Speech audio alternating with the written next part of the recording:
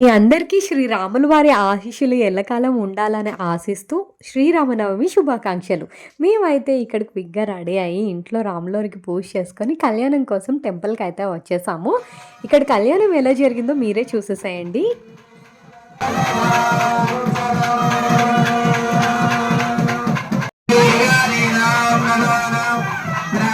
రాములవారి కళ్యాణం చూడటానికి చాలామంది వచ్చారు. కళ్యాణం అయిపోయిన తర్వాత అందరికీ ఇలా గ్లాసులో పానకాలు పోస్తున్నారు.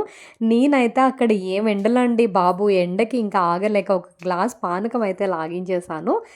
ఇంతకీ రాముల వారు కనిపించారా? నాకే కనిపించలేదండి. చాలామంది క్రౌడ్ ఉండటం వలన దగ్గరగా అయితే వెళ్లి చూడటం కుదరలేదు. బట్ ఏదైతేనేం శ్రీ రాముల వారి కళ్యాణం అయితే మంచిగా చూసేసాము. ఆ తర్వాత గుడిలోనే భోజనాలు కూడా అన్నదాన కార్యక్రమం ఏర్పాటు చేశారు. సో, దేవుడి ప్రసాదంలాగా కన్సిడర్ చేసి మంచిగా దర్శనం చేసుకొని భోజనం అయితే చేసి ఇంటికొచ్చేసాం.